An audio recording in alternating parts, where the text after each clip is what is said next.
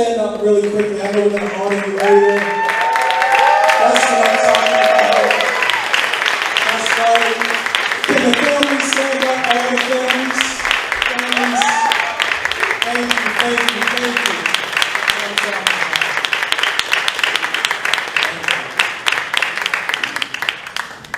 I wanted to talk today a little bit about, can everybody hear me? Yes. All right. If I get any feedback, just let me know. I wanted to talk a little bit today about how we go into mission. What does it mean to live with purpose? And I thought it was sort of appropriate that we end this the way we began it, talking about Exodus. Exodus, of course, I'm not talking about the organization here, I'm talking about the book in the Bible. Exodus, of course, is the story of a people who had been in affliction, a people who were called out not knowing for where they would go, a people who had been in bondage. Does it sound like people I'm talking about? People who had lost hope. It's the story of a people who were going into a promise, but before they went into the promise, they had to stop in the wilderness. But as much as the story of Exodus is the story of a people, the story of Exodus is the story of a person, the protagonist, the title character, the main figure, Moses. Moses means to draw out.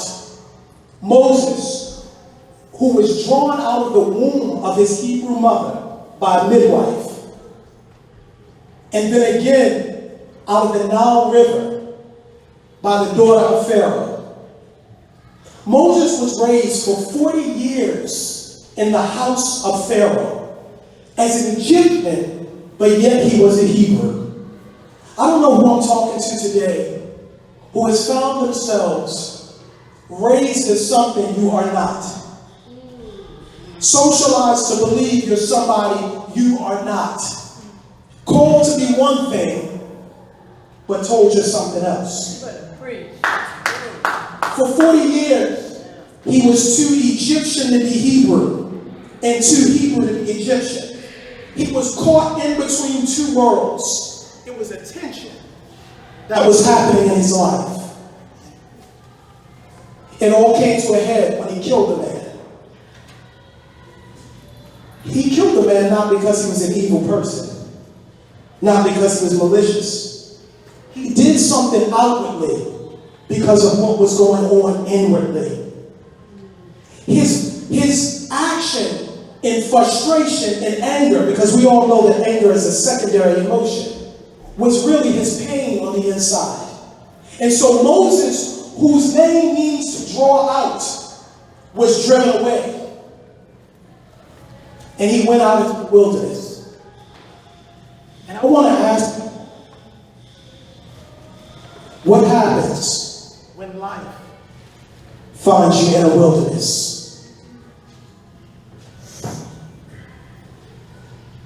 What happens when life finds you in a place of isolation? See, we always talk about Moses, the great one on the mountain. We talk about Moses, the deliverer. But we don't talk about the stuff that Moses had to go through to become what he became. 40 years he had been raised in the house of Pharaoh. 40 years he was in the wilderness. 40 years he was in isolation. 40 years he was in a place of pain and hurt and despair.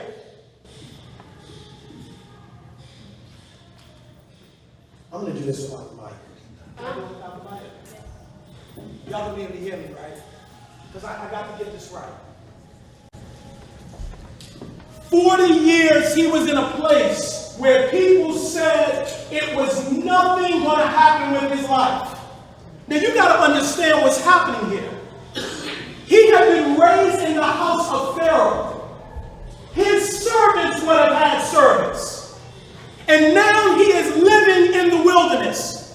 What happens in your life when you find your place in a place where everything from before means nothing for where you are now? Can you imagine him for those 40 years, and you were supposed to be something. You were raised in a lack of luxury, and look at you now. We know historically that he would have spoken 3 languages: Akkadian, Hebrew, and Egyptian. We know he would have been educated with the best and brightest. We know that he would have sat next to the high priest himself of Egypt. We know that he would have been raised at the knee of Pharaoh, who at the time was the most powerful man on earth. And now he has found himself in the wilderness. Where is your God now? Santo. The funny thing is, he killed the man because he was trying to do the right thing. Oh, I wish I could talk about that. He didn't kill a man just because he was going out and wanting to hurt somebody. He was trying to do the right thing. He thought that his calling was to do one thing, and so because he was premature in his calling, he ended up doing something that he should not have done. And now he finds himself in the wilderness. And it is not until he is 80 years old, I need y'all to hear me on this, 80 years old, that he meets God at the burning bush. See, I love the ministers talk about this because they tend to talk about it like Moses was a kid at the burning bush. Yeah, he was drawn out of the Nile River and he had a little mishap, but then God met him at the burning bush. He was 80 years old. That's right. Isn't it funny how God will wait until you feel like you're too old and you're washed up and you've made too many mistakes and that your life is over and that you can't be anything, and that's when God meets him. Hallelujah. God said, now that you have come to the end of your human effort, now I'm going to step in. And what happens is interesting because the author, the writer of Exodus, who is Moses himself, says that he sees a bush that is on fire. That's not odd. Because of the aridness of the climate, there would have been many bushes that were on fire.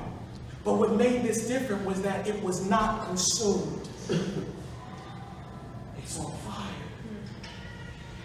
but it's not consumed. Some of you have been on fire, but you were not consumed. And he turns aside to see what's going on with this bush, and God speaks from the bush, Moses, Moses. Now you got to see what's happening here. God did not speak to him until he looked at the bush. This is not an instance of God thundering out of the heavens. This is not an instance where God tries to get Moses' attention. Moses would have missed the message if he ignored the miracle. It was not until he shifted his focus from all of his life and his stuff and all the things that he did wrong and shifted his focus to God that God said, now I'm going to speak. Yes. And in one moment, Moses has gone from level 1 to level 2. He's gone from miracle to message. I need you to understand, until you recognize the things that God is doing in your life, you will miss the message. Until you shift your focus off of what went wrong and what you did wrong and what people are talking about, you will miss the message. And so he goes from miracle to message. God says, take off your sandals. Now, for those of you perhaps who've never been to that part of the world, it may not make sense to you, but this is weird for me. What do you mean it's holy ground? When we visited the Middle East, the first thought I had when I saw this place was, how quickly can we get back out?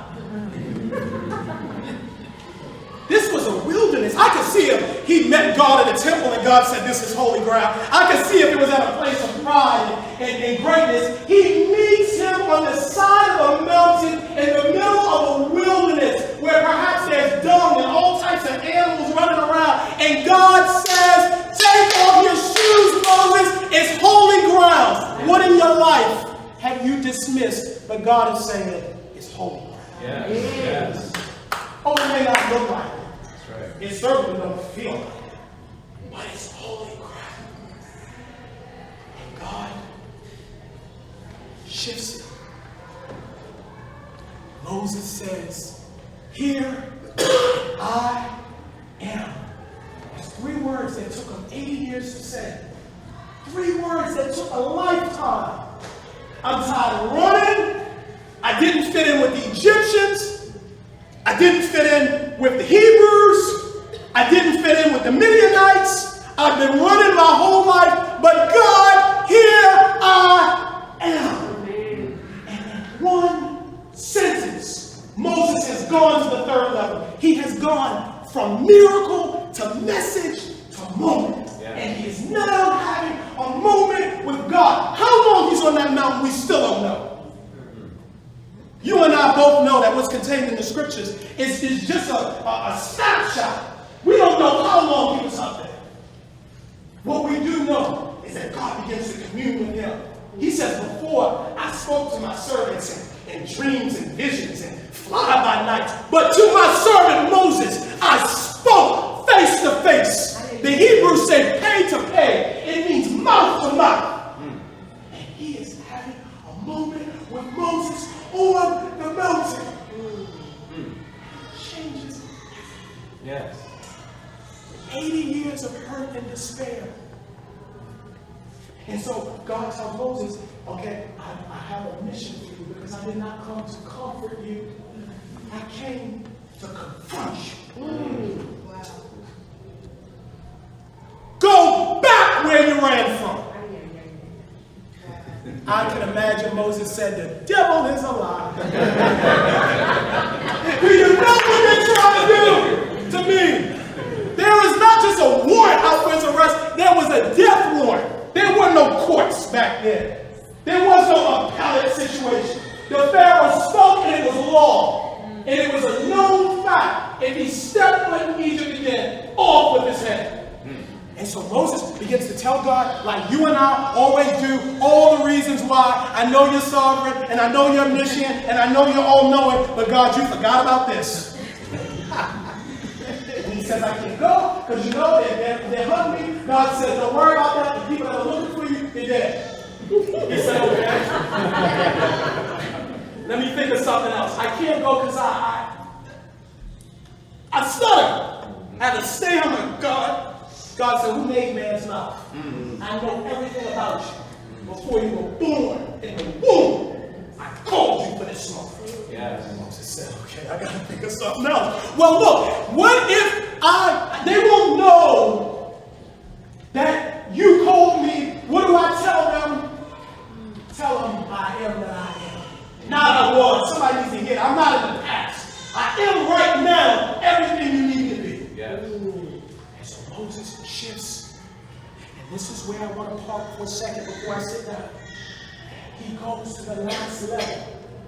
He goes from miracle to message to moment to mission. This is where church folk, we hardly ever get to. We love the miracles. We talk about the miracles and we'll dance over the miracles, we'll praise them over the miracles. We love the message. I remember old church mothers would say, child, I don't know what he preached, but it sure was good. We love the moments. We get slain out in the spirit. Can I talk real, y'all? Yeah, absolutely. And we have these moments with God, but it never shifted to mission. And so God's power in our lives is confined. Yes, I said it.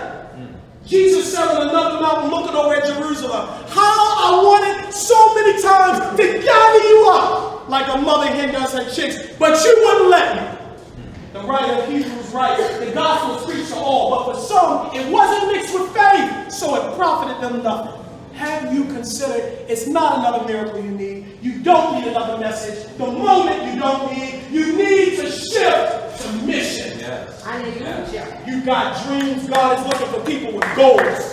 Put a date on it. The difference between a dream and a goal is a date. I will get it done by this such and so time. That's right. It's off the mountain. It's not the moment so much. It is that what he does in the moment. And he shifts into mission. And he goes to his wife. Mind you, can you imagine the conversation? You remember how I said they were going to kill me back there? I'm going back. You come with me. He leaves everything behind. Tells Jethro, I've been tending your sheep for 40 years. I love you. I gotta go. There's a whole message in that. Sometimes you're gonna have to let some people go. God has told him, come to an end. Mind you, God has told him, it's not going to be easy. Pharaoh is not going to applaud you. The people that you seek to lead, they won't embrace you. It's going to look worse, but boy, it looks better. But you will succeed, Moses. I'm talking to somebody here. It will not be easy. But I am with you. And if you will trust me enough to go from moment to mission, I'll shift everything. I decided when I was sitting in that federal prison, God, if you release me, I promise I'm going to live with mission.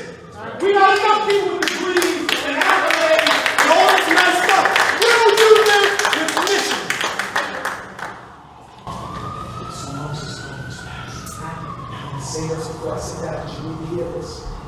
God tells Moses something so powerful. He says, Moses, this is going to be the sign, because I already know it's going to look rough, and it will get worse before it gets better. But this is the sign right here between me and you. When you go back and deliver the people, you're going to bring them back to this mountain. No, I don't want you to take them where you thought they should go. That's what you did the first time, and that's why you messed up. I want you to bring them back to this mountain. Now that mountain doesn't mean much to you because you've never been, right? And it doesn't mean much to the children of Israel because they had never left Egypt. That mountain for Moses meant everything. It was where 40 years he had wasted his life, he felt like. The mountain represented hopes and dreams and aspirations that had died. It was the place of his pain.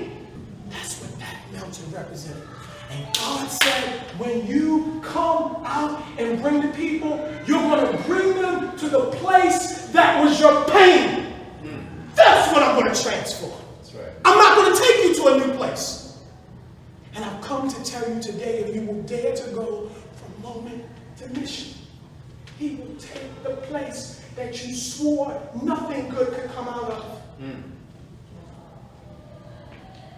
He will take the place that you cried in, the tears that came from your soul. He will take that very place. And to this day, the Mount Sinai, called by the Hebrews and Horeb by the Egyptians, is considered one of the holiest spots in the world. People still come to pray.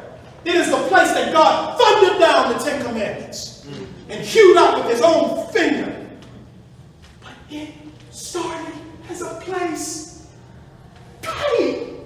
And I've come to tell you that it is not over. Yes. That he who began a good work in you will complete it until the day of Jesus Christ. Amen.